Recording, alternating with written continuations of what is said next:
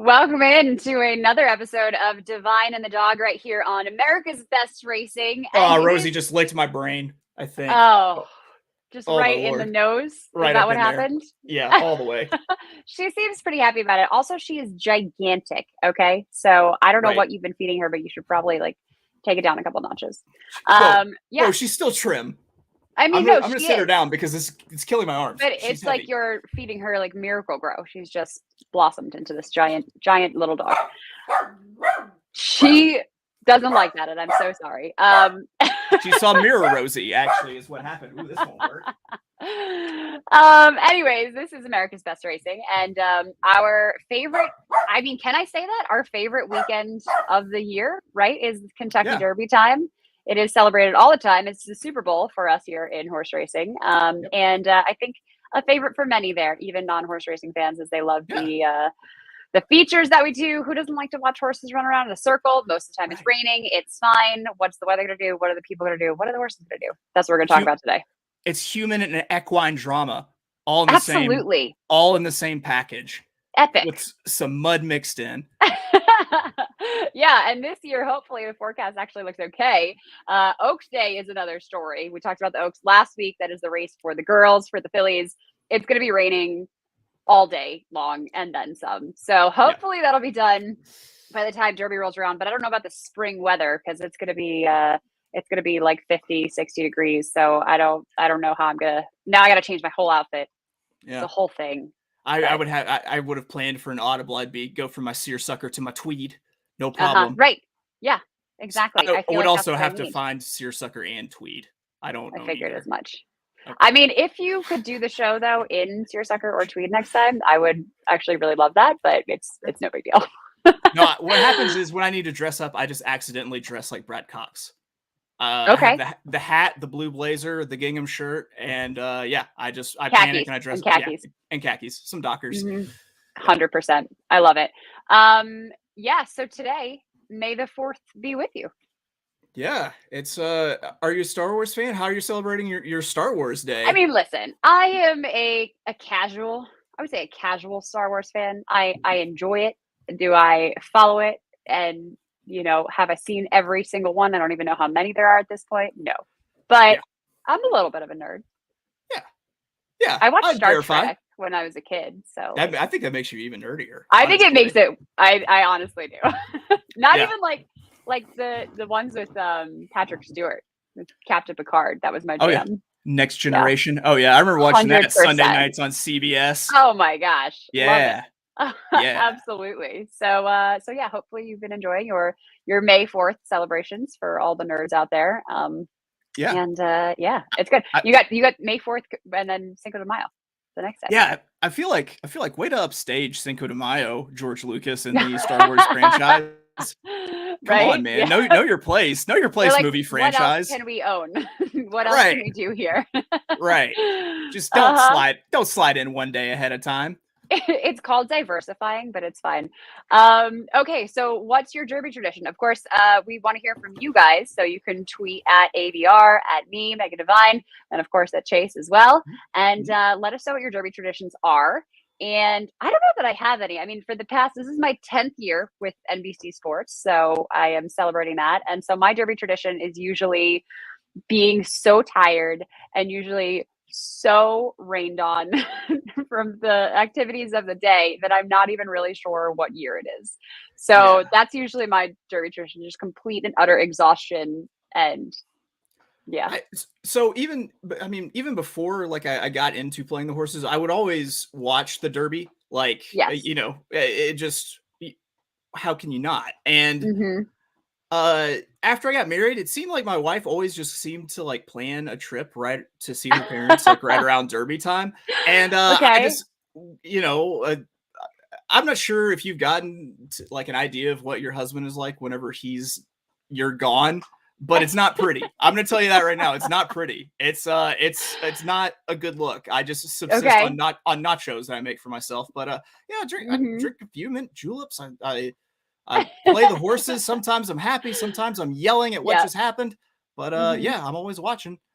Yeah, I love it. I mean, it's gosh, I guess I used to watch it as a kid too, because the Derby is on my birthday this year and many years. So I would always make my mom drive to the local OTB, and she would place bets for every $2 win bets for everybody and all of my friends too. So I guess from an early age, I was just coercing people into becoming degenerate gamblers, like young girls. I mean, like we're talking 7-year-old children. Did you pay for somebody's? Like, did you pay for their first bets? You're like, first one's free. Oh, 100%. Yeah, exactly. Because you got to get them hooked young. You know what I mean?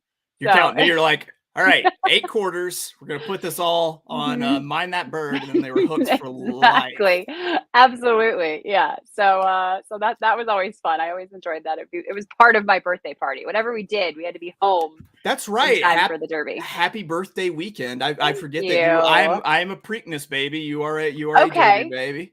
Wait, this is perfect. Yeah. We need to find somebody whose birthday is on Belmont. No matter what, a whole lot of emerald jewelry going around with these May birthdays. Yes. So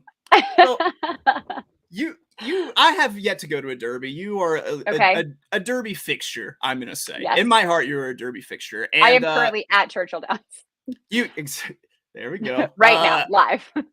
So you see the Derby hats on TV. Yes. And I have a question, which is, at what point does a hat get too ridiculous? And I've come up with a series of photos. I want you to stop me when it gets too ridiculous. Are you ready?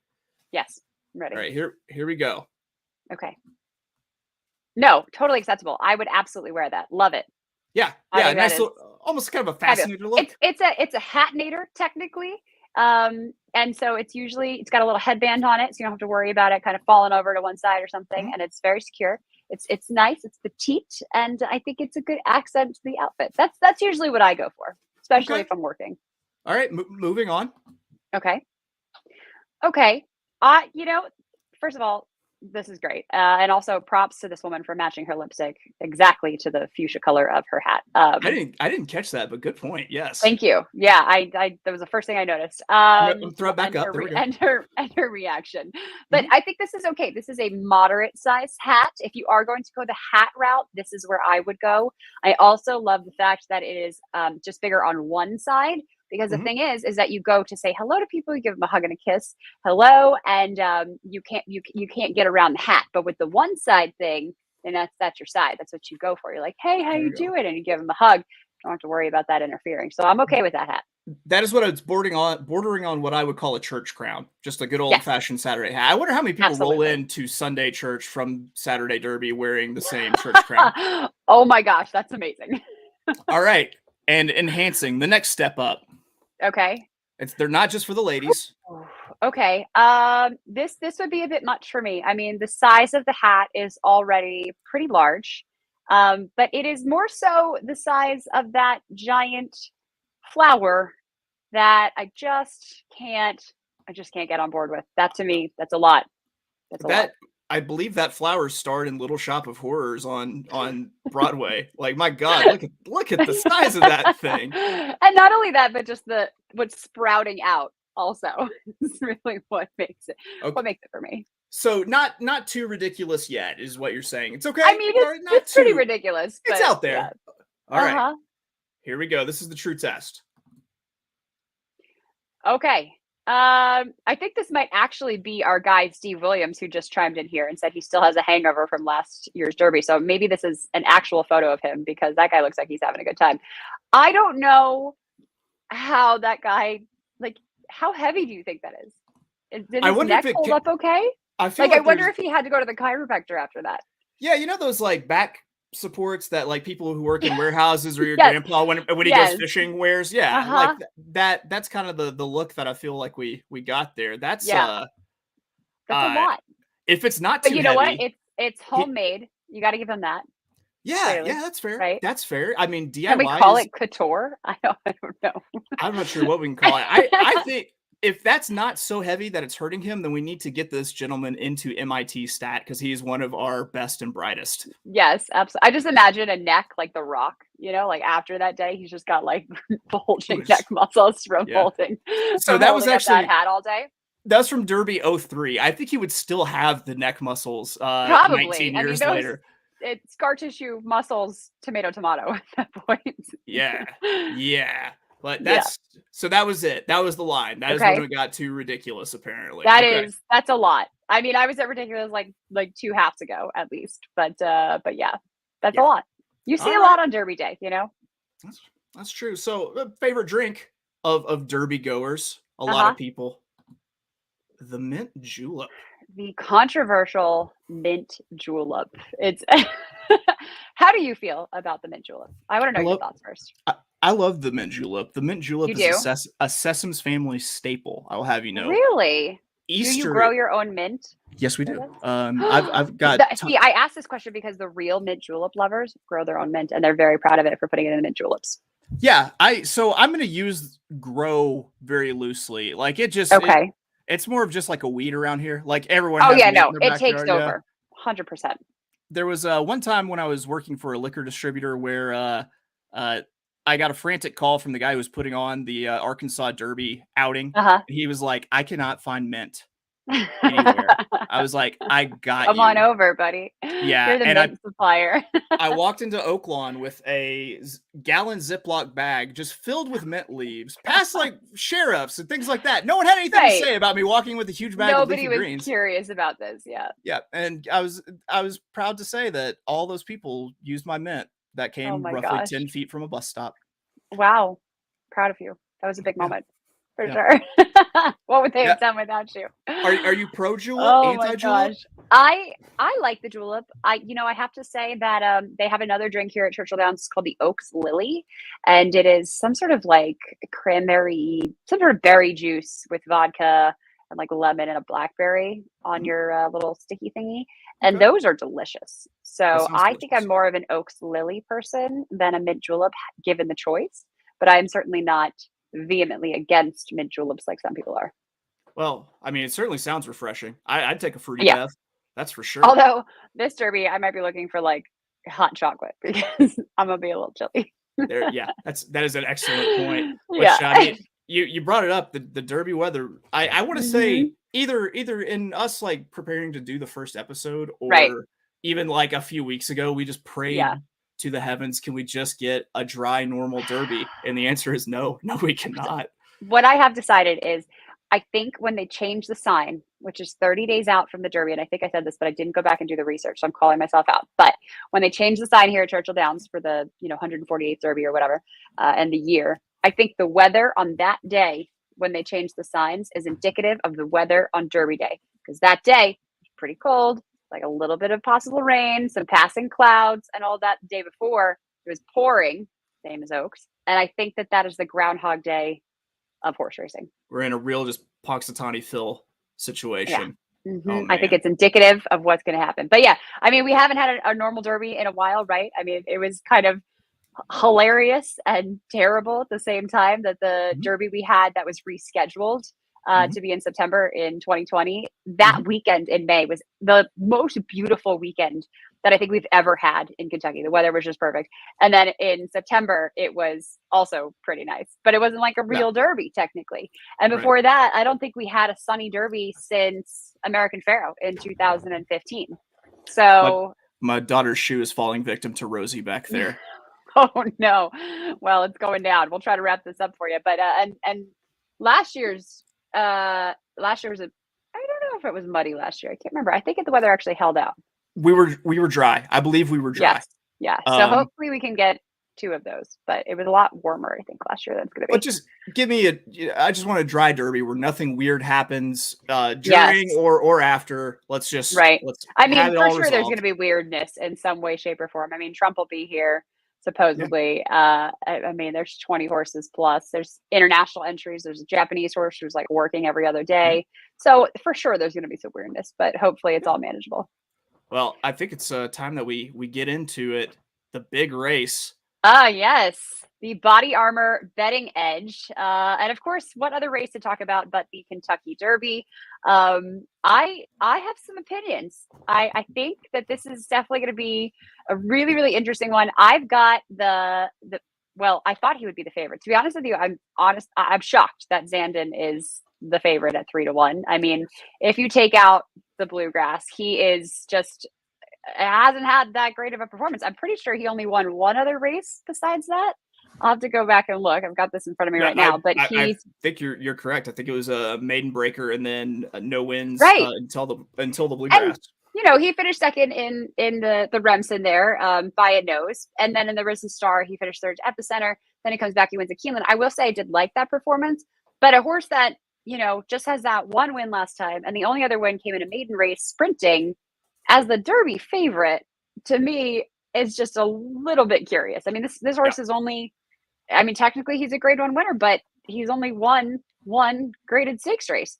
Meanwhile, you've got a horse like Epicenter, who I thought would be the favorite, and I'm so glad, because at least I get a little bit of a price on this horse. I doubt he'll be 7-2 by the time the gates open, but he won the Louisiana Derby and the Risen Star. Granted, both of those were grade 2s rather than grade 1s, but the grading system I think is a little bit subjective here in North America. So I'm going to go with Epicenter. I really like him. He fits the bill for me physically. Mentally is my only question mark for him, because he's a very excitable horse. Mm-hmm. He actually goes around like all the time in his stall, when he's schooling. I think when he's out on the track, in earplugs, because everything makes him just want to run, want to jump around, and he's got a ton of energy. He's like a boy that has become a man, and he's pretty sassy about it. So he knows he's strong. He knows he's fit. His last race, a lot of people are doubting, but I think he's definitely one to look at. And then you've got Crown Pride, who a lot of people like. I think you like as well. He's been working a ton. He's like, I alluded to him today as a gym rat. Like, he works out so much here that he never skips a leg day. He's going to be the fittest horse anybody's ever seen. He worked out today. Keep in mind, we are 3 days away. He had a blowout today, in fact. 4 furlongs in 46 and change, which 4 furlongs, like a good time for that is like a 48. He did it 2 seconds faster without even trying. He looked good. And then they schooled him at the gate after that. So he's going to be fit. Physically looked good. Really he good is doing it. Just surprising. Yeah, he's really surprising. So I mean, at 20-1, I think he's valuable there, and I like Charge It too at 20-1 for Pletcher. He's like the Muhammad Ali of this year's Derby. He just like kind of floats over the track like a butterfly. Yeah, like he's gonna like float like a butterfly, sting like a bee. So yeah, that's where I'm going. I have Zandon like 5th on my list. I got Messier right in front of him, but for me it's Epicenter, and then I might try to make some money with those long shots underneath. I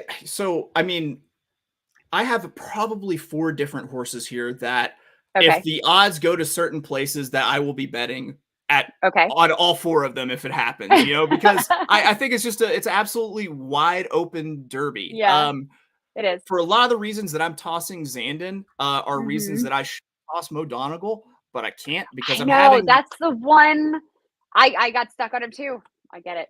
I'm looking at Lee flashbacks of. You are not the first person to say that.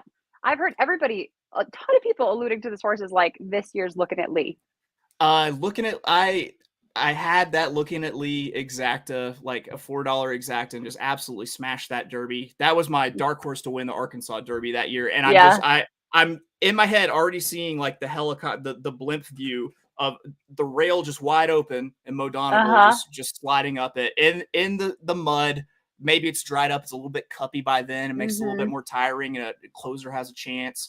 Outside of that, I kind of like White Barrio. I'll take the shot. I'll take the shot with White Barrio. I think he fits. I always kind of worry with Safi shipping from Florida up to Kentucky. Sometimes those horses don't really. And she's under the bed. Okay. Sometimes his horses don't necessarily fire coming straight out of Florida, but I like that he's had the got his qualifying for the Derby in early. Right. He's had all this time off, but he's either going to fire super fresh or he's going to be super rusty. But if I get the right price, I'll take a shot at him. So and then, you got a pretty decent price to start off with. So those are the ones that I'll 10-1 something at. Yeah. That and then I might throw one at Classic Causeway just to stick it in everybody's face to say I bet the first horse to win from the 17 hole. Oh, the same logic applies to Crown Pride with being the first Japanese horse. Yeah. She's gonna be like, I'm that guy. That's me. Yeah, that's me. Yeah. Just live on that for a couple of years. That's right. Of that fame. Oh my gosh. Well, I'm excited. Clearly you are too, and have a few good long shots that are going to be playing. Hopefully you guys are playing along, and be sure to tune into to America's Best Racing, because they have, oh my gosh, tons of content throughout the week. I mean, it's only Wednesday. We still have 2 days to go until Derby, and it should be a wild ride. Oaks Day, going to be raining, but get involved, play some bets, make your mom drive to the OTB if there is one still. Mhm. Place Mhm. the $2 win bet wager for you. If you're watching kids, yeah, absolutely. Right. Make the kids do it. It's fine as long as you place the Yeah. bet. As long as you have a But trench yeah. coat and they can stand on each other's shoulders, they might be able to get the bit. Get it in. They call it the most exciting 2 minutes in sports, and I'm certainly thrilled for it. I hope you are as well. But we will be back next week with more horse racing, as we've got some graded stakes action, and we'll discuss the results of the Derby as well. Hopefully there'll be plenty good stories to talk about here, and I'll let you know how my day/birthday goes. And once again, happy birthday. Thank you. Thank you so much. Hopefully that brings me some luck when betting, and you guys too. But all right, that's been it. Devine and the Dog Kentucky Derby edition for 2022. We will see you next time on America's Best. It's America's original sport, and no one covers it better than americasbestracing.net. From the sport to the lifestyle, the best races, horses, and destination venues, cocktails, gambling, fashion, and more. americasbestracing.net is a sport for you. Live it, love it, bet it.